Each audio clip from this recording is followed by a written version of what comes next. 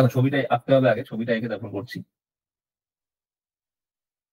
Regular hexagon বলেছে তো, তো রেগুলার হেক্সাগন দেখতে কিরকম হয়?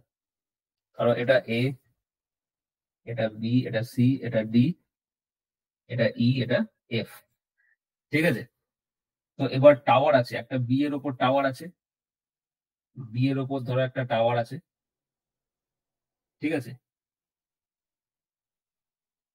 two towers at B and D, an angle of elevation to them from A are 60 degree and 30 degree from A.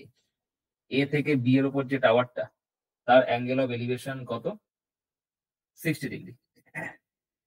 R D এর ওপরে একটা টাওয়ার আছে, সেটাকেও তুমি যদি এ থেকে দেখো, ডি এর ওপর একটা টাওয়ার আছে, এটাকে তুমি এ থেকে দেখছো, তাহলে এক কাজ করো, এ থেকে তুমি আগে ডি কে যোগ করো, এ থেকে তুমি আগে ডি কে যোগ করো।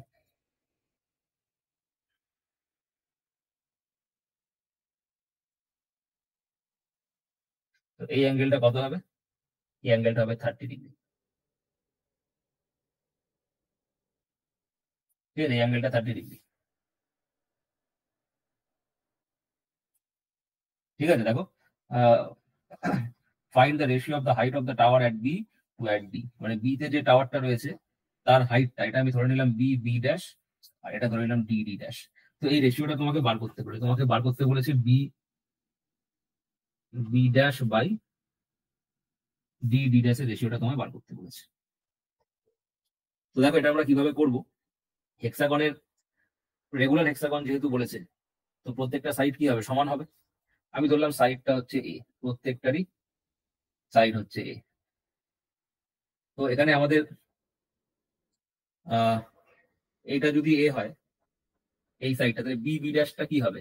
আমি যদি tan 60 নেই, মানে এই ট্রায়াঙ্গেল থেকে আমরা যদি tan 60 নেই, tan 60 মানে কি?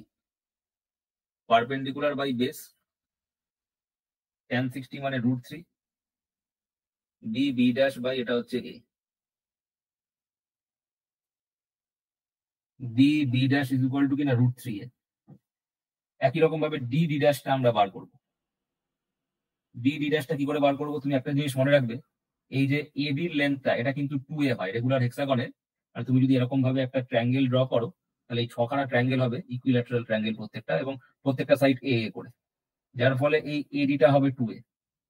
তো আমরা এই অ্যাঙ্গেলটা তো 90 ডিগ্রি, কারণ এটা তো পারপেন্ডিকুলার টানা হয়েছে।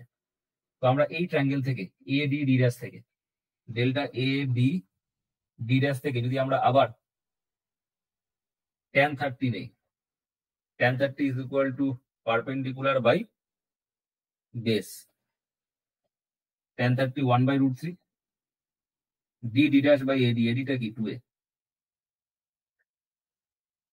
তো D D dash is equal to 2a into √3, 2a into √3। আচ্ছা, 2a into √3, 2a by √3, sorry, 2a by √3, 2a into √3 না, ডি ডি ড্যাশটা হচ্ছে 2a বাই √3। এবার তুমি ভ্যালু বসিয়ে দাও, বি বি ড্যাশের জায়গায় বসিয়ে দাও √3a, আর ডি ডি ড্যাশের জায়গায় বসিয়ে দাও 2a বাই √3, √3 √3 কেটে গেল, এ কেটে গেল। তাহলে কি থাকছে গো? এটা 2a বাই √3, এটা √3a।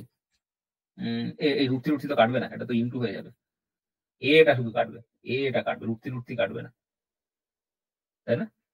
তো √3 √3 হয়ে যাবে 3, তো 3/2, অ্যান্সার হবে 3/2।